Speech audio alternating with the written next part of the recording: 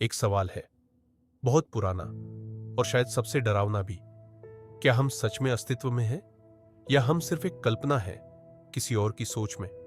सोचिए, जो कुछ आप देख रहे हैं, क्या वह वास्तव में सच है, तीन या केवल आपके मस्तिष्क की रचना? आप कह सकते हैं, मैं सोचता हूं, इसलिए मैं हूं।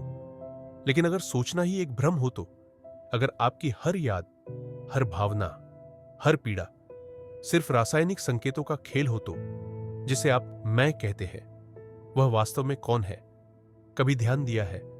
आप अपनी आंखों से दुनिया देखते हैं, लेकिन अपनी आंखों को कभी नहीं देख पाते। आप अपने मस्तिष्क से सोचते हैं, लेकिन मस्तिष्क के बाहर कभी नहीं जा पाते।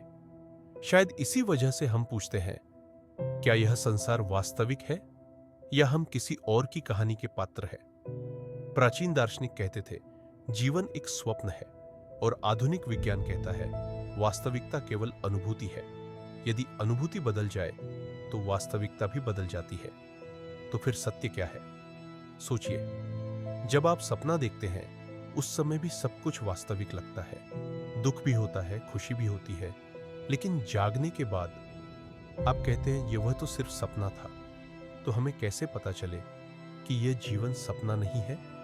शायद हम एक सिमुलेशन है, शायद किसी उच्च चेतना का प्रयोग, या शायद हम स्वयं को समझने की कोशिश करती एक अकेली चेतना है।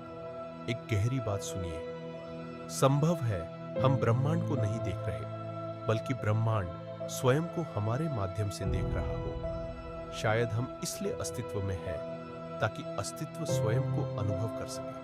और अगर हम कल्पना भी हैं, तो भी एक जीवित कल्पना है, जो सोच सकती है, जो प्रश्न कर सकती है, जो अपने होने पर संदेह कर सकती है। और शायद यही संदेह हमारा प्रमाण है, क्योंकि जो अस्तित्व में नहीं होता, वह कभी यह नहीं पूछता, क्या मैं हूं? शायद प्रश्न ही गलत है। प्रश्न यह नहीं कि हम अस्तित्व में हैं या नहीं। प्रश्न यह है, हम इस अस्तित्व के साथ क्या कर रहे हैं?